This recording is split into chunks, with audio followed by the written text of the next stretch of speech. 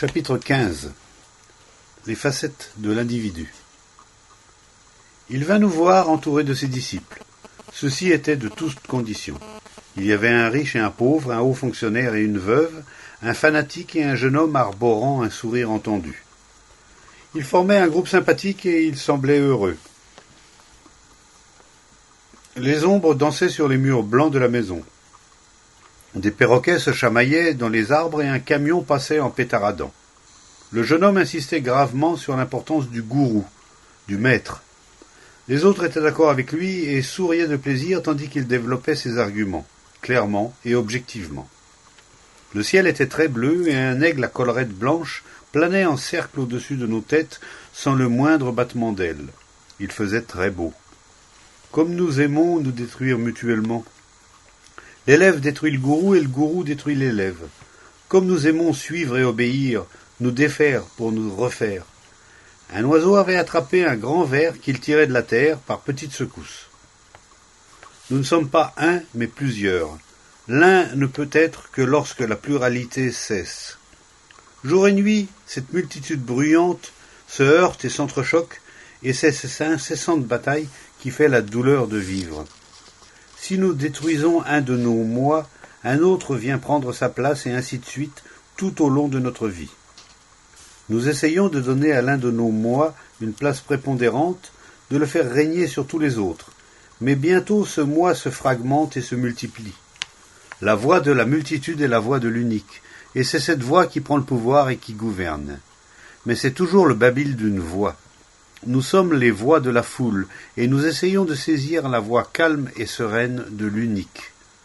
L'unique est la multitude si la multitude se tait pour écouter la voix de l'unique. La multitude ne peut jamais trouver l'unique.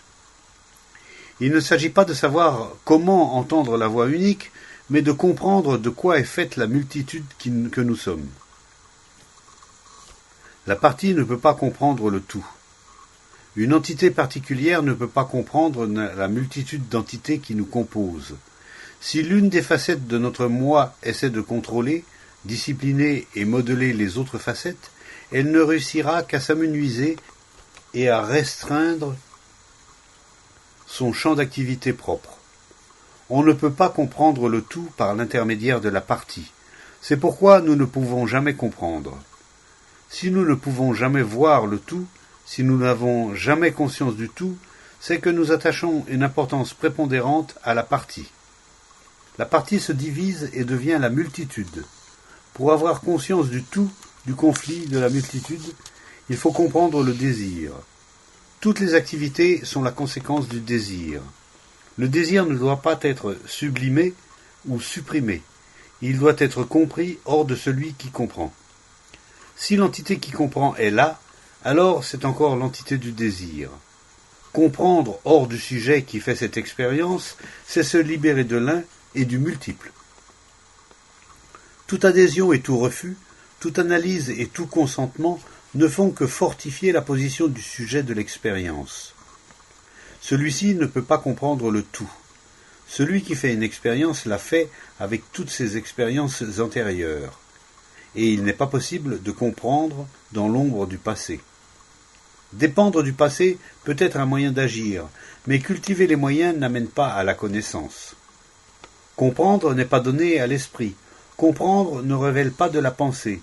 Et si l'on arrive à discipliner la pensée et à faire le silence en elle, afin de saisir ce qui n'appartient pas à l'esprit, ce qui surgira sur l'écran du silence sera la projection du passé. Dans la conscience de tout cet enchaînement de phénomènes, il y a un silence qui n'appartient pas à celui qui en fait l'expérience. C'est dans ce silence seulement que réside la connaissance.